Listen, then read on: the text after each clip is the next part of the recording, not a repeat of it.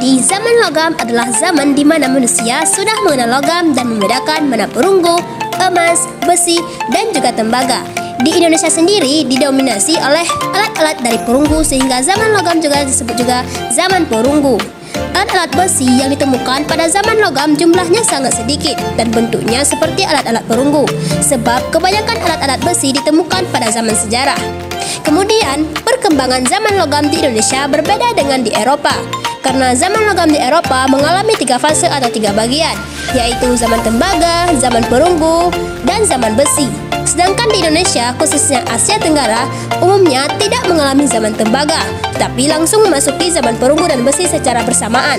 Dan hasil temuan yang lebih dominan adalah alat-alat perunggu sehingga zaman logam disebut juga dengan zaman perunggu.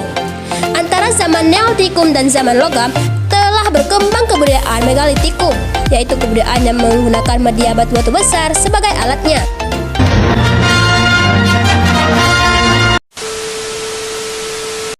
Bahkan puncak kebudayaan Megalitikum justru pada zaman logam. Kemudian zaman logam bermula kira-kira 4.000 tahun dahulu. Manusia telah mulai menciptakan alat gangsa dan besi. Pada zaman logam, orang sudah dapat membuat alat-alat dari logam di samping alat-alat dari batu. Orang juga sudah mengenal teknik melebur logam, mencetaknya menjadi alat-alat yang diinginkan. Teknik pembuatan alat logam itu ada 2 macam, yaitu cetakan batu yang disebut dengan bivalve dan juga cetakan tanah liat atau lilin yang disebut dengan Acer Perdue. Periode ini juga disebut masa perundagian karena dalam masyarakat timbul golongan undagi yang terampil melakukan pekerjaan tangan. Kemudian untuk hal selanjutnya akan dibahas oleh teman saya, yaitu Nadia Tuluska. Oke, sekian teman-teman. Ciri-ciri zaman logam ialah berdasarkan lokasi. Ada di Sungai Tembaling di Pahang, Gua Harimau di Perak, Cangkat Menteri ada di Perak. Selanjutnya ada ciri-ciri pendapatan dan masyarakat, suka hidup secara menetap di satu tempat, pendapatan berdekatan dengan sungai, dan ada segelincir tinggal di gua. Mempunyai adat resam. Selanjutnya ada kegiatan utama, yaitu bercocok tanam, menangkap dan beternak binatang, berburu, dan berdagang secara bertukar barang atau sistem barter. Selanjutnya ada peralatan, yaitu menciptakan alat logam daripada gangsa dan besi. Selanjutnya, ciri zaman logam ialah yang terakhir kepercayaan. Sudah mempunyai kepercayaan dan pegangan hidup tertentu, mengamalkan upacara pengebumian menggunakan kepingan batu. Selanjutnya ada zaman logam dibagi atas 3 zaman, yaitu zaman perunggu, zaman besi, zaman tembaga. Akan tetapi zaman tembaga ini tidak terlalu berkembang di Indonesia. Yang akan lebih rinci lagi akan dijelaskan oleh rekan-rekan saya. Selanjutnya adalah zaman perunggu. Zaman perunggu disebut juga dengan kebudayaan Dongson Tonkin Cina atau pusat kebudayaan. Pusat kebudayaan ini manusia purba sudah dapat mencampur tembaga dengan timah dengan perbandingan 3:10 sehingga diperoleh logam yang lebih keras. Alat-alat perunggu pada zaman ini antara lain 1. Kapak corong.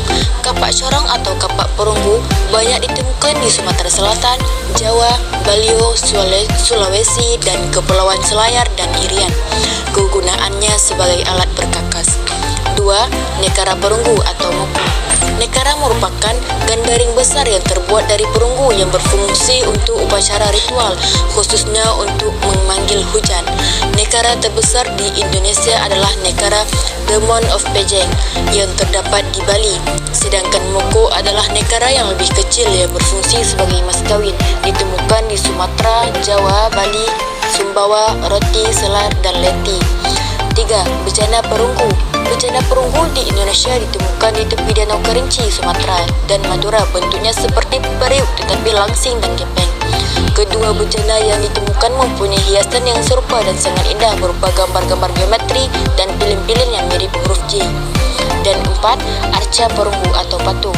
Arca perunggu atau patung yang berkembang pada zaman logam memiliki bentuk beraneka ragam. Ada yang berbentuk manusia, ada juga yang berbentuk binatang. Pada umumnya arca perunggu bentuknya kecil-kecil dan dilengkapi cincin pada bagian atas. Adapun fungsi dari cincin tersebut sebagai alat untuk menggantungkan arca itu, sehingga tidak mustahil arca perunggu yang kecil dipergunakan sebagai liontin atau bandul kalung. Daerah penemuan arca perunggu di Indonesia adalah Bangkinang, Riau, Palembang, Sumsel, dan Limbang, Bogor. Arca perunggu yaitu 1. candrasa. Kalau dilihat dari bentuknya, tentu candrasa tidak berfungsi sebagai alat pertanian atau pertukaran, tetapi fungsinya diduga sebagai tanda kebesaran kepala suku dan alat upacara keagamaan. Hal ini karena bentuknya yang indah dan penuh dengan hiasan. 2. Perhiasan, yang termasuk gelang, anting-anting, kalung, dan cincin. Kebudayaan perunggu sering disebut juga sebagai kebudayaan Dong Sultan Ken Cina karena di sanalah pusat kebudayaan perunggu. Jenis perhiasan dari perunggu yang ditemukan sangat beragam bentuknya, yaitu seperti kalung, gelang tangan dan kaki, bandul kalung, dan cincin. Di antara bentuk perhiasan tersebut, terdapat cincin yang ukurannya kecil sekali, bahkan lebih kecil dari lingkaran jari anak-anak. Untuk itu, para ahli menduga fungsinya sebagai alat tukar mata uang. Daerah penemuan perhiasan perunggu di Indonesia adalah Bogor, Malang, dan Bali. Pada zaman besi, pada zaman ini orang sudah dapat melebur besi dari bijinya untuk dituang menjadi alat-alat diperlukan. Teknik peleburan besi lebih sulit dari teknik peleburan tembaga maupun perunggu, sebab melembur besi membutuhkan panas yang sangat tinggi, yaitu lebih kurang dari 3.500 Celcius. Alat-alat besi yang dihasilkan antara lain: pertama, mata kapak bertukai kayu; kedua, mata pisau; ketiga, sabit; keempat, mata pedang; kelima, cangkul. Alat-alat tersebut ditemukan di Gunung Kidul, Yogyakarta, Bogor, Jawa Barat, Besuki dan Pununggu, Jawa Timur. Peninggalan sejarah pada zaman ini sulit ditemui karena sifatnya yang mudah berkarat. Zaman tembaga. Pada zaman tembaga ini, manusia menggunakan tembaga sebagai bahan dasar alat-alat yang digunakan. Akan tetapi, alat-alat dari tembaga tidak tersebar secara luas, hanya dikenal di beberapa bagian dunia saja. Asia Tenggara, termasuk Indonesia, tidak mengalami zaman tembaga, sehingga zaman Neolitikum langsung disusul oleh masuknya zaman perunggu. Mengenal zaman tembaga 3.500 sampai 1.000 tahun sebelum Masehi. Zaman tembaga berkembang di semenanjung Melayu, Kamboja, Thailand, dan yang paling banyak ditemukan di Eropa.